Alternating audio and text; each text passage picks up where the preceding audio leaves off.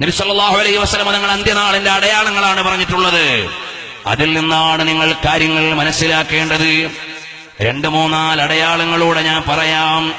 Anas bin Malik റളിയല്ലാഹു അൻഹു അന്ന നബിയ സല്ലല്ലാഹു അലൈഹി വസല്ലമ നബി സല്ലല്ലാഹു അലൈഹി വസല്ലം തങ്ങൾ പറഞ്ഞു, യത്തബിഉ ദജ്ജാല, ദജ്ജാലിനെ പിന്തുടരുന്നതാണ് മിൻ യഹൂദി ഇസ്ഫഹാൻ, ഇസ്ഫഹാനിലെ ജൂതന്മാരിൽ നിന്ന്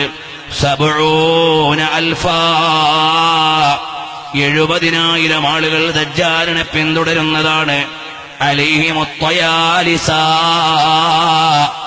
അവരുടെ വേഷം എന്താണ്? ഒരു മേൽത്തട്ടമിട്ടവരാണ്. മേൽത്തട്ടം എന്ന് പറഞ്ഞാൽ ഒരു മുണ്ടെടുത്ത് തലയ്ക്ക് ഇങ്ങനെ 2 സൈഡിലോട്ടും ചായച്ചിടുക, തട്ടമിട്ട് നടക്കുക. ആ തട്ടമിട്ട് നടക്കുന്ന 70,000 ജൂതന്മാർ ദജ്ജാലിനെ പിൻപറ്റുന്നതാണ്. അതാ തയാരിസത്തു നൗഉം മിനൽ ലിബാസി, അതൊരു തരം വസ്ത്രമാണ്.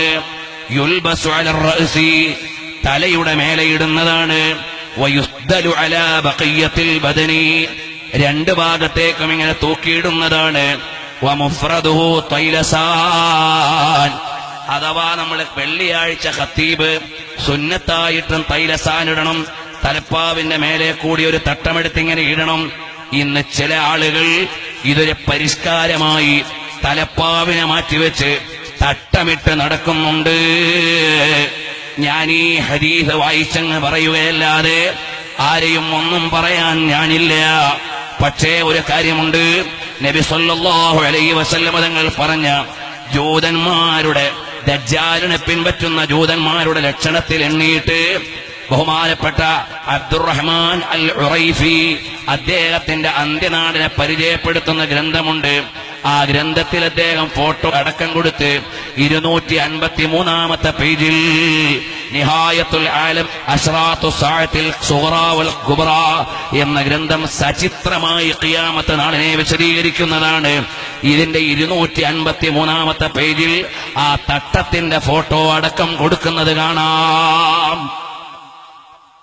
ഇന്ന് ചില ആളുകൾ, ചില കുട്ടികളൊക്കെ ചിലപ്പോൾ അറിയാതിട്ട് പോകും എന്ന് വിചാരിച്ച് തട്ടോട്ടോരാരും ജൂതാണെന്ന് വിളിക്കരുതോ.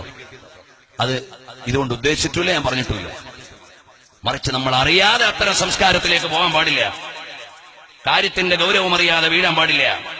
ഞാൻ ഈ പറയുന്നത് ഇറാനിന്റെ ഫോട്ടോയും ആ ഇടുന്ന തട്ടത്തിന്റെ ചിത്രവും ഇതാ ഉറൈഫി അദ്ദേഹത്തിന്റെ ഗ്രന്ഥത്തിൽ, മുഹമ്മദ് ബിൻ അബ്ദുറഹ്മാൻ ഉറൈഫി അദ്ദേഹത്തിന്റെ ഗ്രന്ഥത്തിൽ കൊടുത്തിരിക്കുന്ന ചിത്രം നിങ്ങൾക്ക് കാണാം.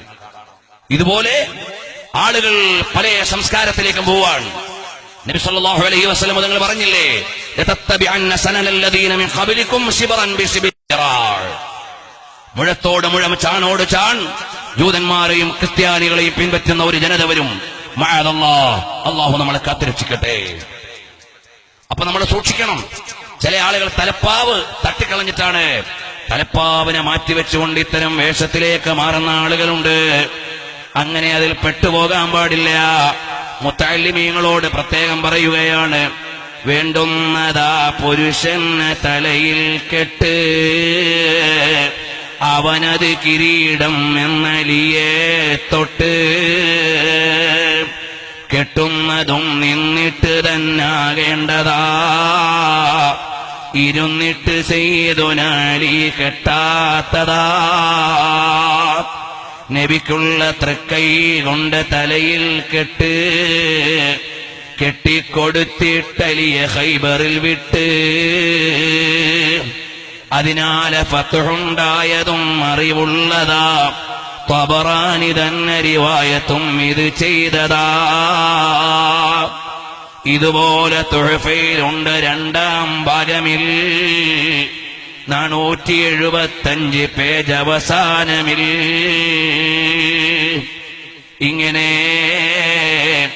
നബി സല്ലല്ലാഹു അലൈഹി വസല്ലം തങ്ങൾ തലപ്പാവിന് നൽകിയ മഹത്വവും അതിനുവേണ്ടി കൊടുത്തിട്ടുള്ള ബഹുമാനവുമെല്ലാം ബഹുമാനപ്പെട്ട തഴവ ഉസ്താദ് വളരെ മനോഹരമായി എഴുതിയിട്ടുണ്ട് അവിടുത്തെ മവാഹിബിൽ.